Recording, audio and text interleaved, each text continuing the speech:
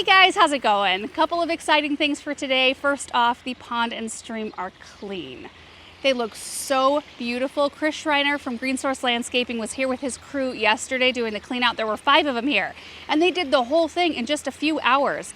They put the fish in a holding tank, they drained the pond. I think they had 3 power washers going after all the string algae, and then just a general cleanup. We filled it back up, put the fish back in, and voila, I just was amazed.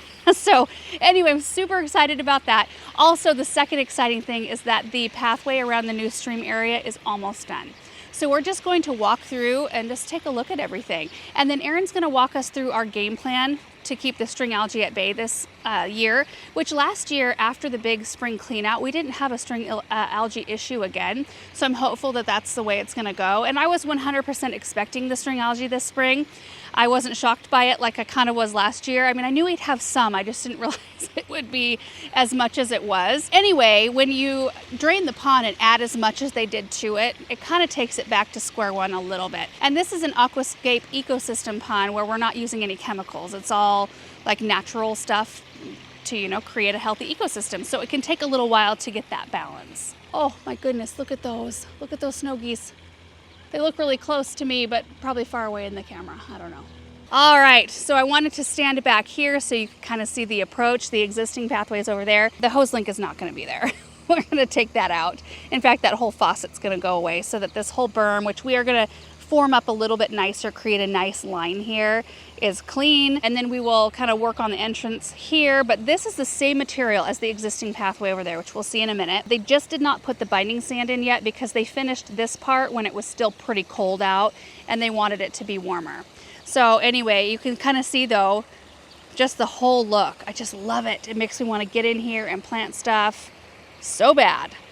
But look at this waterfall and pond up here. It's just gorgeous. Gorgeous. They did a beautiful job. As we go this way, you can see the big stone that crosses over. There's the second waterfall right there, which when they put this in, or before they did, I was only expecting one waterfall. And I was expecting it to be like maybe right in this section right here. I had no idea the scope or how big this would end up being. It is so spectacular. And then if we look right, you can see another little pond area. The fish love to come up into this space. I'm surprised that they're not here at the moment. We might see 1 or 2 here shortly. And all the koi survived, the sharks survived. They're all looking good, and I swear they've all grown. But going this way, we are going to, I think I'm gonna move that viburnum up and over a little bit so we can take out maybe like just these little rocks and kind of hollow this out just a little bit more. We'll have a little seating, like a bench or chairs or something right in there. As we go this way, you can either go right or left. So right will take you back toward the pond area. Left takes you to the basketball court play area.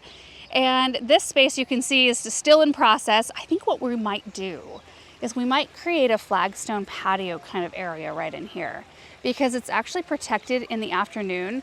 This tree provides quite a lot of shade, and it would be nice to have seating that's off the court, you know, and in a shaded area. I think that would be really nice, and right by the water, which this one's looking good as well, minus the hard water staining on the bowl, which we've got something coming to clean that off. I'll show you that when we get it. But this has just been really nice. I love the sound. Kids are playing. Benjamin wants to show you guys something. Ah, there they are, the jets. There we go. If it splatters on the rock, a lot of it splatters out.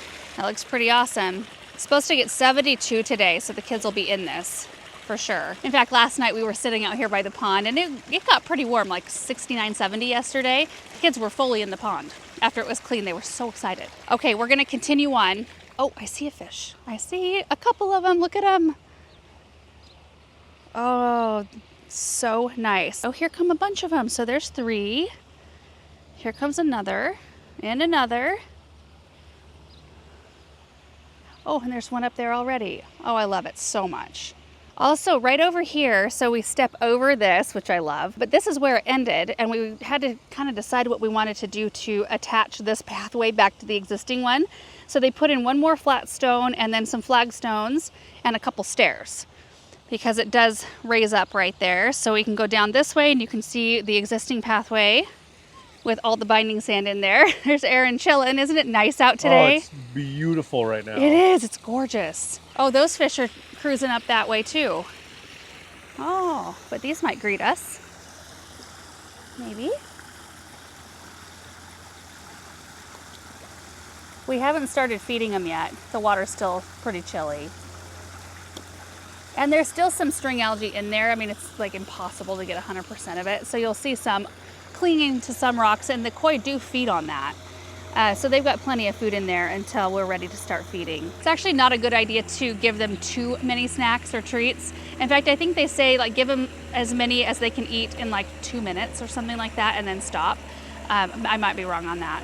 That seems to be stuck in my brain, that piece of information. But if there's excess food in there, that can also feed the growth of the string algae, as can like if our mulch, which is compost, if that gets into the pond, which I think was contributing to the problem because we had so much moisture this winter. There was one time where the pond overfilled, and so it's overfilled over our flower beds, and then it drags a bunch of mulch back down into the water when it recedes. So I think that was feeding the string algae growth. But anyway, it's looking so great. Waterfalls are looking great. I'm so excited to get in here and get some fresh plants going. This guy right here, this big one. I don't know what kinds they are or their names, but this one's always so gentle. Yeah, it's my buddy. I feel bad that I don't have anything in my hands to give him. It's like I'm tricking you guys, huh? And I don't know if you can see him, but the shark's right down there at the bottom, kind of blending in. All right. Do you have everything out here? Yeah, it's I put it in your gator. Okay. Chris and Aaron came up with a game plan yesterday, so Aaron's got all the information. Yeah, we'll see. Okay, so these are the two products we're going to be putting in the auto doser, Clear and Maintain. And to be honest, I don't really know what the difference is between them. We have one auto doser right now. Well, this one says, Clear says eliminates unsightly water conditions, and Maintain keeps ponds clean, clear, and healthy. I guess that's kind of the same thing, isn't it? It's in like different words, yeah.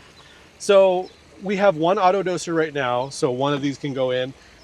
Chris is going to come back, I think, next Monday. He's going to put in a second auto doser because our pond is big enough that it can handle 2 auto dosers. And what it is just like a little compartment that kind of gets buried.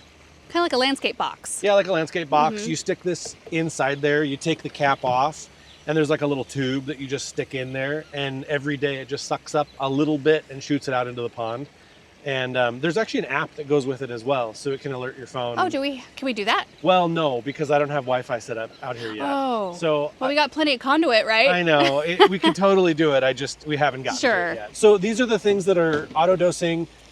Don't ask me what the differences are, but they just said to use these 2 products. So you just have to make sure that those stay like full, not full, but like there's some in there at all times. And you don't have to have an auto doser. I mean, you can go out there and you can just like every couple days you can pour it in, give it a little bit. So the auto doser is nice because it's more just hands off. Sure. Another product that we have been using, which has been awesome, and we actually have this on the website too. In fact, we've got several of these things on our. Yeah, we do. Oh, I didn't know that. So the EcoBlast is a contact killer for algae. So this is good for like waterfalls, like rocks that get algae on them. Specifically on the falls. On the falls. Yeah. So you turn the pump off so the water's not flowing, and you just sprinkle this over the top, and it goes quick. Like within an hour or 2, it starts to turn brown. I think this also works if you can put it in water, but you can only kill algae if it's like within 6 inches or so of water. If it's deeper than that, it probably won't work. Question though, like after it kills the algae, like on the falls, will it fall off, or do you have to use like a scraper, or do you need to? It'll naturally fall off because it'll kind of it won't adhere to the rocks anymore. But you might need to take a brush out there and just kind of like sweep it off if it's not coming on its own. Because I know when it's healthy, it will not release. Right. Yeah. It's like stuck to the rock. Yes. Yeah. So anyway, EcoBlast has been really nice, and we just use this whenever, like from time to time. From time to time, if you notice that there's stuff on the falls. This is kind of the good stuff right here. SAB, which stands for String Algae Buster. And this stuff, I think this is one of those products that like not every pond needs, but if you have a problem with string algae, this is probably the best approach. Because you can use algicide and you can kill all the algae that way, but I don't think that's good for like the overall health of your pond. Yeah. This is more of a natural approach. So anyway, this is, let me open it up so you can see what I it was looks just like. noticing it says treats up to 31,240 gallons. So that stretches. Yeah, and we have a 10,000 gallon pond. So this bucket will be 3 treatments.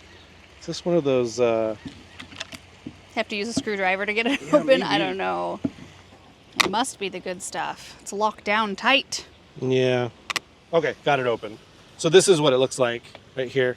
It's about 7 for our size. It's about 7 of these cups, and you have to mix it in warm water. So let me just do that now. 1.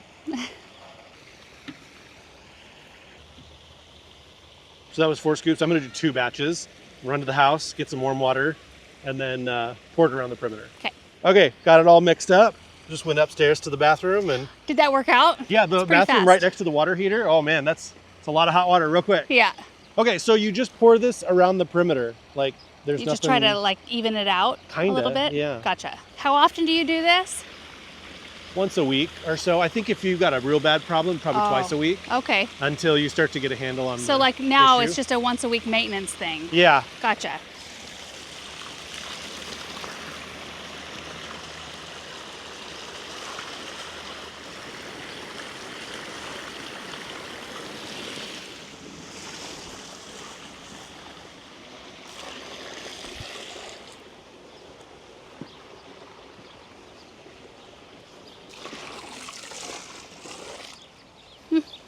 There's a little fish.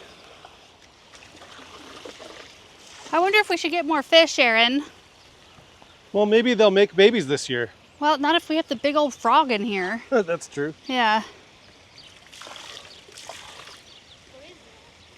This is SAB. String algae buster. It helps keep the string algae out.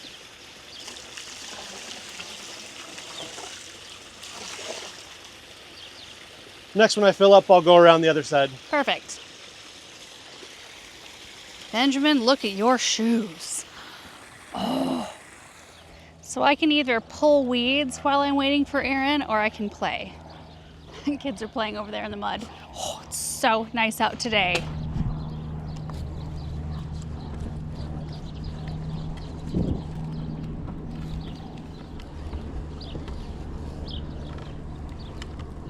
Pine cone patrol. Get these off of the court so that when we roller skate, nobody runs into these. Ah! Hey. Yep, lots of geese today. Holy moly. How's it going over here? Good at the back of the sweater. Mud rocks. Mud rocks, awesome. Look at that. So nice. Yep, she's got into it. Both of you have.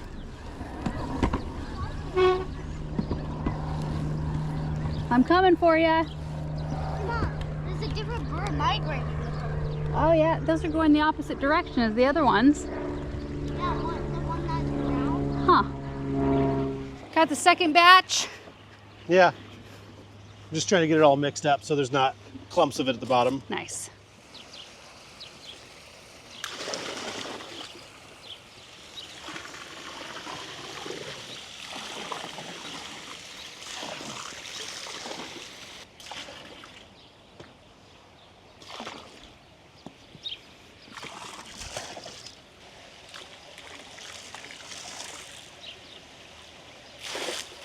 Done. There you go. Okay, just as a recap, these two things will be in the auto doser, and these are being administered to the pond all the time. So these are kind of a consistent thing. This is one that's just used from time to time if we get a buildup of the string algae on the waterfalls and like exterior stones. And then this one is used once a week if you've got a problem, if you've got a string algae problem. So we're gonna probably use it once a week for a little bit here until we're kind of confident that... Yeah, if it's not doing a good job and I'm starting to see more algae, I'll do it twice a week until the problem is gone. And then I guess the last thing that we didn't mention is they cleaned the ion gens. Okay. So that should help as well. And that's so a zinc and copper thing, right? Or Yeah. what is it? Oh, I don't know. I can't remember. It's just like little things that are emitted into the water. One last thing. Were you mentioning beneficial bacteria to me? Oh yeah, that's something that we'll use as well. We've got the bottles of it down at the warehouse, and I'm just going to go through occasionally and just sprinkle a little bit in. What do you think, like every other week? Or? Yeah, it's kind of like this, but we're just not going to have it in the auto doser. Gotcha. So I'll just sprinkle it in myself. No big Okay, deal. so that's 5 products total. We'll be cycling through depending on what the issues are. Yeah, I don't think you need all this stuff typically. You know, Chris was telling me that he only has seen one other pond that looks like ours this year. Most of the time, you know, Greg was sending me a video of his pond. It's like crystal clear. Of course it is. Yeah, but I don't think he's going through all this stuff either. I mean, I think he's got an auto doser. He's putting in, you know, some maintenance stuff. That's like normal. This is normal stuff that you put in. The other things are just if you have an issue. Sure. Like and also it's a learning curve for us still. Yeah. So that's the pond maintenance stuff. I think at this point what I would like to do just for the remaining time we have today is I'd like to just grab my pop-up bag and walk through this area, pull weeds, cut back some plants. It doesn't need a whole lot, but I'm noticing in some areas, like I can see some weeds popping up through here. I'd like to kind of clean the leaves out from beneath the cotoneasters in particular. I do have quite a number of Russian sage still up that need to be cut back. So right here, cut back, all in here. There's some penstemon that needs to be cleaned up, more Russian sage. There is an evergreen I need to pop out of here. This poor thing, it's got like a tiny bit of life left at the bottom, but in all honesty, I put this in here at the end of the first pond build because I really wanted it to look good in the end, like for our end shots. But I knew that this evergreen was not going to stay here because it grows 25 feet tall by only 6 feet wide. So like it could live right here width-wise, but I just didn't know if that would be the right fit for this space. And I never got around to transplanting it. And then it just kind of did this. So, and that happens every once in a while.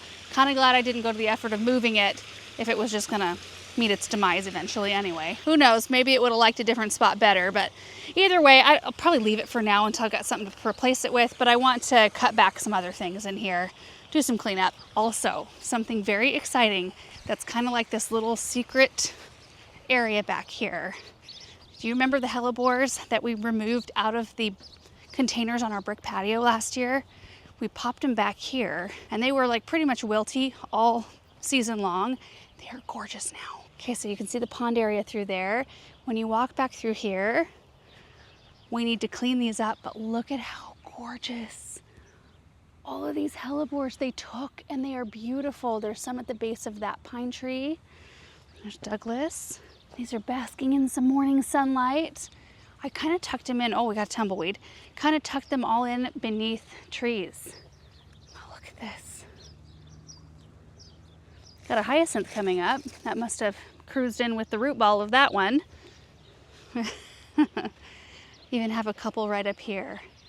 I like this little kind of secret walkway area. And I'd like to maybe develop this a little bit further this year. Okay, so that's kind of the order of the rest of our afternoon. So I will just try to capture it as best as I can and we'll get this area all slicked up and ready for some plants. I do need to move a bunch of perennials and maybe we'll do this today, maybe not. But a lot of the perennials in the greenhouse that I got in January, they're used to very warm temperatures in there and I kind of like to get them into the high tunnel so they could spend a few nights in there and kind of acclimate a little bit more to what it's like out here.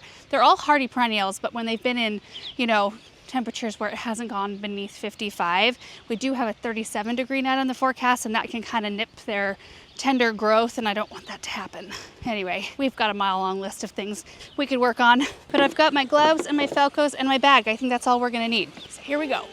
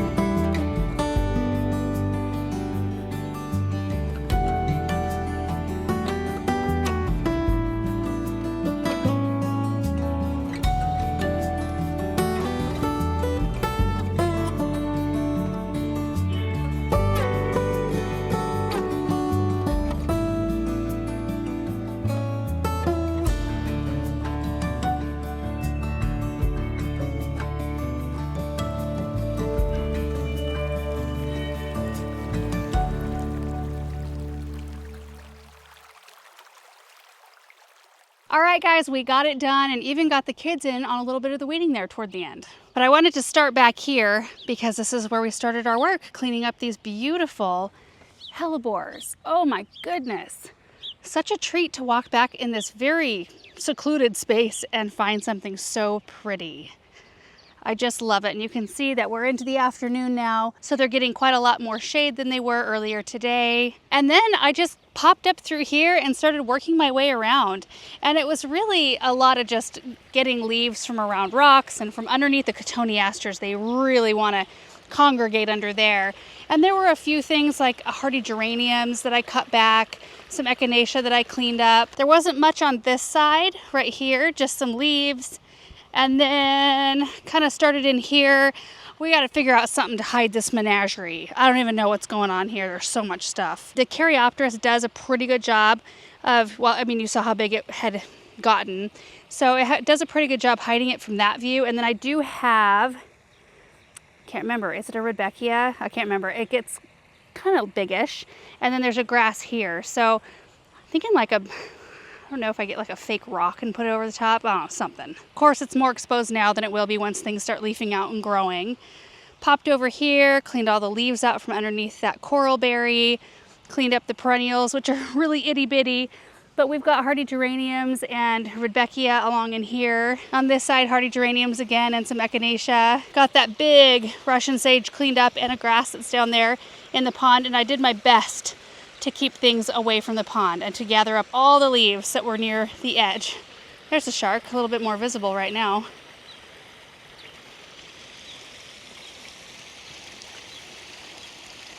Just love these fish.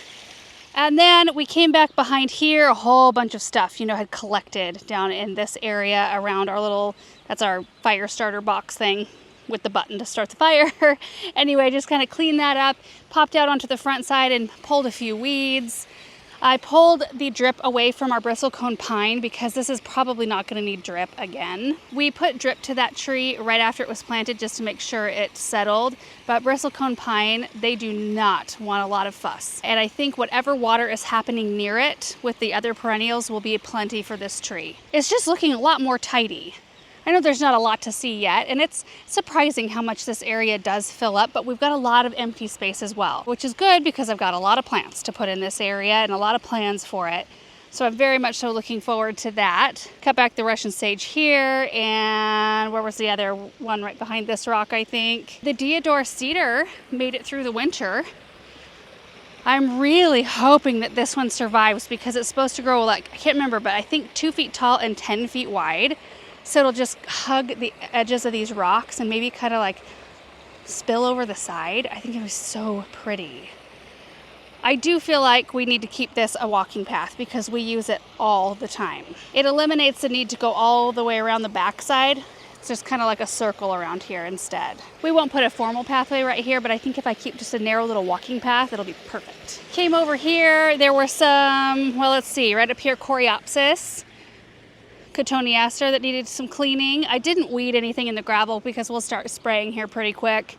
In all of our graveled areas we do spray, which we use the Captain Jack's Dead Weed Brew at the highest mix concentrate, and it works pretty darn good. We've got some drip issues to figure out. I don't even know what this is right here or why this is exposed, except for I noticed it was cut.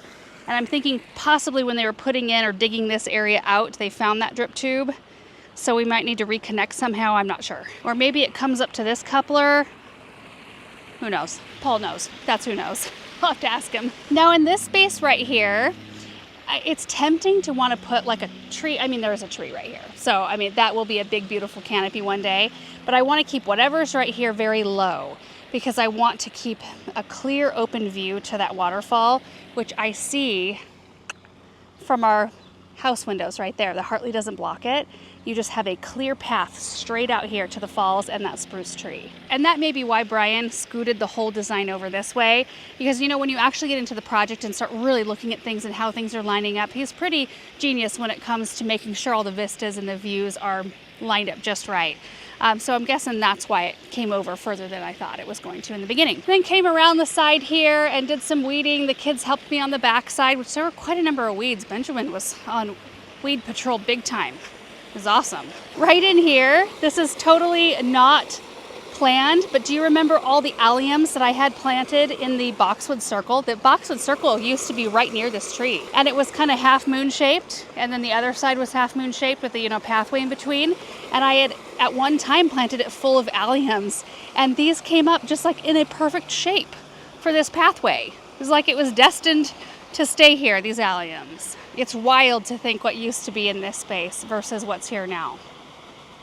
Just incredible. And this is sort of where we ended. We kind of came up through here, and I'm also seeing where we missed things here and there, but that's just how it goes. Well, now I feel like we're just ready to go for this area. I mean, with the pond being super clean, I just want to be back out here. And with the area and all the plants being cut back and cleaned up, it's just, oh, it's such a peaceful spot. And you guys, that is gonna do it for today's video. I hope you enjoyed seeing the clean out. I think that that is one of the more satisfying things ever. And again, a huge shout out to Chris and his crew from Green Source Landscaping for the hard work that they put in on this pond clean out. And then we'll bring you along this summer, as we are spring, summer, and fall, as we approach the maintenance of the pond, and we'll show you, what we're kind of doing and how it's looking from time to time. And I'm sure we'll start up our monthly tours here pretty soon. It's weird because today feels like a May day, not a March day. So it's like tricking me into feeling like I can get out here and start planting when I should probably wait. Tomorrow, we actually have a severe weather warning. We're supposed to get to 74, 75 tomorrow, and then we drop like 12 degrees the next day, and we're right on the edge of what looks like a massive storm over eastern Oregon, like northern eastern Oregon, western Idaho, and southern Washington. They said we might even, but there might even be tornadoes within that storm, which is something we don't see. We get those big dust devils, but hardly ever do we, or have we ever seen a tornado? I don't think I have. We've had one itty bitty earthquake that happened when we moved into this house, actually, and that was the first and last one I've ever experienced before. But anyway, all that said, April can be a little bit unpredictable, March and April. So yeah, days like this make you feel like you should be, like the plant should be further along. There should be more color, there should be more leaves, but we're not there yet. We will get there. Anyway, thank you guys so much for coming along with me today and doing the garden work and getting this area all spruced up. I promised Samantha that I would push her on the swing for a little while, so that is what I'm gonna go do. Thank you guys so much for watching, and we will see you in the next video. Bye.